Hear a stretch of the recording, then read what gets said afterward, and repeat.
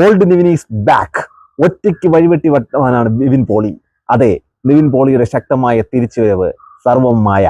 സംവിധാനം അഖിൽ സത്യൻ. നമ്മുടെ സത്യനന്ദിക്കാരന്റെ മകൻ അഖിൽ സത്യൻ സംവിധാനം ചെയ്ത സർവം മായ എന്ന് പറയുന്ന ഒരു ഫീൽ ഗുഡ് റൊമാൻറ്റിക് മൂവി കണ്ടിട്ട് വന്നിരിക്കുകയാണ്.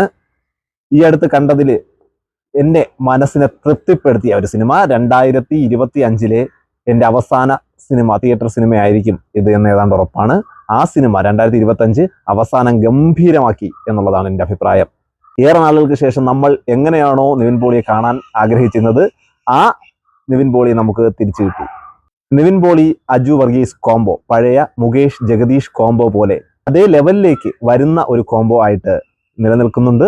ആ പഴയ നിവിനെ നമ്മൾ കണ്ട് ആ നിവിനെ നമുക്ക് കാണാൻ പറ്റി. മലയാള സിനിമയിൽ നിവിൻ പോളിയുടെ വർഷം കൂടിയാണ് 2025 എന്ന് അടിവരയിടുന്ന പ്രകടനമായിരുന്നു ഈ സിനിമ.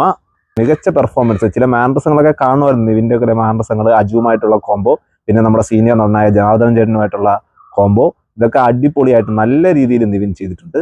പിന്നെ രഘുനാഥ് പലേരി ഇവരുടെ അച്ഛനായിട്ട് വരുന്നുണ്ട്. പുള്ളി ഇപ്പോൾ കുറേ സിനിമകളിലെ അച്ഛനായിട്ടൊക്കെ വരുന്നുണ്ട്. പിന്നെ എടുത്തു പറയേണ്ടുന്നത് റിയ ഷിബു ഇതിലെ നായികയാണ്. ഒന്നും പറയാനില്ല. എന്ത് ക്യൂട്ടാണ് ആ കൊച്ച്. എൻ്റെ കൂടെയുള്ള അനന്തഗോപനൊക്കെ അവളോട് ഇപ്പോഴേ ക്രഷ് തോന്നി. എനിക്ക് അമ്മമാരോടൊക്കെ പറയാനുള്ളത്, മോനെ കൊച്ചാണ്, വിട്ടേടാ, പാവം കൊച്ചാണ്. നല്ല അടിപൊളി ക്യൂട്ട് കൊച്ച്.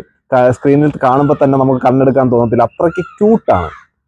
നല്ല ഒരു പെർഫോമൻസും കൂടെയായിരുന്നു റിയ ഷിബു. ഇനി കുറച്ച് നാള് മലയാള സിനിമയിൽ കാണും എന്ന് അടിവരയിടുന്ന ഒരു പെർഫോമൻസ് ആണ് റിയ ഷിബുവിൻ്റെത്. പിന്നെ വിനീത് ഉണ്ട് സിനിമയിൽ, മേതിൽ ദേവിക ഉണ്ട് സിനിമയിൽ, പിന്നെ ഒരു അതിഥി താരമായിട്ട് പ്രിയ വാര്യർ വരുന്നുണ്ട്, ഒരു കൊച്ചു സീനിൽ വരുന്നുണ്ട്. പിന്നെ പരസ്യങ്ങളിലൂടെയൊക്കെ നമുക്ക് സുപരിചിതയായ പ്രീതി മുകുന്ദൻ ഒരു പ്രധാന റോളിൽ വരുന്നുണ്ട്. അങ്ങനെ മൊത്തത്തിൽ നല്ല കാസ്റ്റ്, സിനിമയ്ക്ക് പറ്റിയ കാസ്റ്റ് ആയിരുന്നു. നല്ല ഫീൽ ഗുഡ് ആയിട്ടുള്ള കഥ, അല്പം ഹൊററും അല്പം പ്രേതവും എല്ലാം കൂടെ ചേർത്ത്, കോമഡിയും എല്ലാം കൂടെ ചേർത്തെടുത്തിട്ടുള്ള ഒരു സിനിമയാണ്. നമ്മുടെ വിസ്മയ തുമ്പത്തിലൊക്കെ കണ്ട ഒരു കഥ, പക്ഷെ അത് നല്ല രീതിയിൽ എടുത്തു വെച്ചിട്ടുണ്ട്. വിസ്മയ തുമ്പത്തായാലും ആയുഷ്കാലത്തിലായാലും പ്രേതത്തിന്റെ കുറെ നമ്മൾ കണ്ടുവന്ന കുറെ കാര്യങ്ങളൊക്കെ ഉണ്ടെങ്കിൽ പോലും അതും നമുക്കൊരു ഫ്രഷ്നെസ് തോന്നുന്ന രീതിയിൽ എടുത്തു വെക്കുന്നതിൽ അഖിൽ സത്യൻ വിജയിച്ചു. പിന്നെ ഇതിൽ എടുത്തു പറയേണ്ടുന്ന കാര്യം ഇതിന്റെ മ്യൂസിക്കാണ്.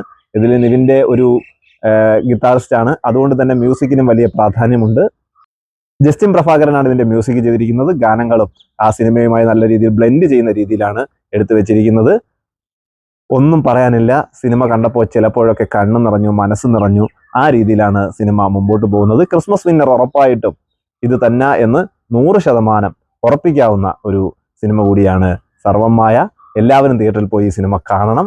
ഈ സിനിമ വിജയിക്കേണ്ടത് നമ്മുടെ കാലഘട്ടത്തിന്റെ ആവശ്യമാണ് എന്ന് പറയുന്നു. ക്രിസ്മസ് വിന്നർ ഫാമിലി ഉണ്ട്, നല്ല തിരക്കായിരുന്നു, ഹൗസ്ഫുൾ ആയിരുന്നു. അപ്പോൾ എല്ലാവരും സിനിമ കാണണം, വിജയിപ്പിക്കണം. ഈ സിനിമയുടെ നിങ്ങളുടെ അഭിപ്രായങ്ങൾ കമന്റ് ബോക്സിൽ രേഖപ്പെടുത്തുകയും വേണം.